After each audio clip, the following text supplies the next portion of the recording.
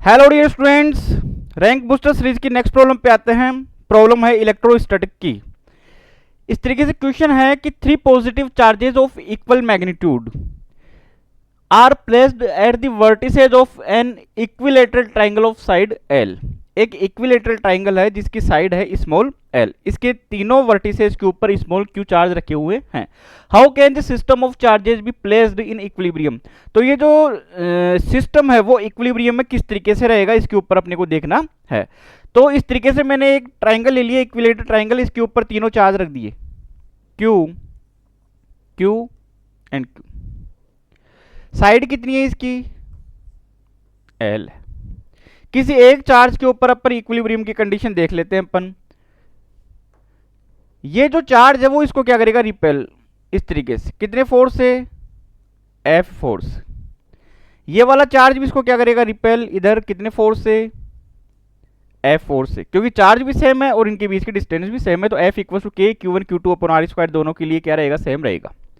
ये एंगल कितना है यहां से, 60 डिग्री।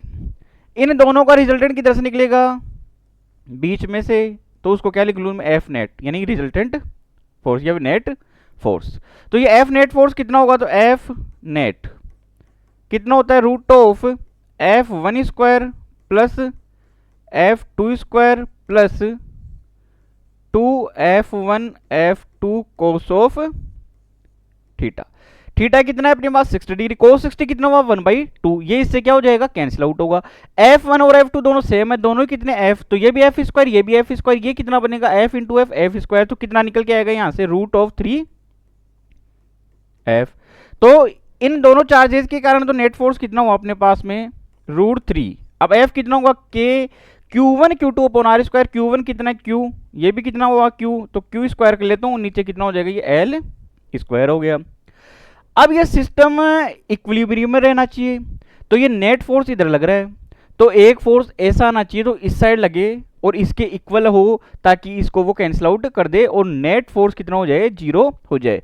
तो ये कब हो सकता है, जब सेंटर के ऊपर अपन कोई चार्ज रखेंगे और वो चार्ज कैसा होगा, नेगेटिव चार्ज होगा, ताकि वो इसको क्या करेगा, इस वाले को क्या करेगा, यहाँ से इस नेट फोर्स के लिए क्या करेगा, वो अट्रैक्ट करेगा। तो ये मान लेता हूं मैं यहाँ पे एक नेगेटिव चार्ज रखा हुआ है और वो कितना है, कैपिटल क्यू है। तो इस चार्ज के ऊपर ये अपन देख रहे हैं फोर्स, तो ये नेगेटिव क्यू इसको क्या करेगा, अट्रैक्ट करेगा। इधर कितने फोर्स से, एफ डैश मान लेता हूं मैं, यहां से कितना मान लिया, एफ डैश। यहां से मैं इसके ऊपर परपेंडिकुलर ड्रॉ कर लेता हूं। ये टोटल कितना, एल, तो ये कितना होगा, L/2 हो जाएगा। अपने को ये वाली डिस्टेंस चाहिए, इसको मैं आर मान लेता हूं। ये एंगल कितना होगा यहां से, 30 डिग्री। तो बेस है और हाइपोटेनिस चाहिए अपने को, तो क्या रिलेशन हो सकता है कोस का, तो कोस ऑफ 30 कितना होगा यहाँ से, बेस अपॉन हाइपोटेनिस। बेस तो कितना हुआ, L/2, हाइपोटेनिस कितना हो गया, R। ये √3/2 हो गया, 2 इससे क्या हो गया, कैंसिल आउट हो गया। तो R की वैल्यू क्या निकल के आएगी यहाँ पे, L/√3 हो गई। अब ये एफ डैश है वो कितना होगा, तो एफ डैश की वैल्यू कितनी होगी, के Q1 Q2, तो Q1 तो Q हो गया, ये Q2 कितना हो, small q upon R square. R कितना है यहाँ से निकाल लिया अपन ने, L/√3 का स्क्वायर, तो ये कितना हो जाएगा, L स्क्वायर। और ये 3 कहाँ पे चला जाएगा, ऊपर चला गया। अब इक्विलिब्रियम के लिए क्या होना चाहिए, फॉर इक्विलिब्रियम, ये कंप्लीट सिस्टम है वो इक्विलिब्रियम में रहना चाहिए। तो इसके लिए क्या होना चाहिए, ये एफ नेट फोर्स जो था वो किसके इक्वल हो जाना चाहिए, एफ डैश के इक्वल हो जाने चाहिए। तो एफ नेट कितना आया था अपने पास में, √3 k Q square upon l square. F dash आ गया अपने पास, k capital Q small q into 3 upon l square. ये इससे कैंसिल आउट, के क्यू इससे कैंसिल आउट हुआ, तो ये तो अपने पास में बच जाएगा √3 क्यू।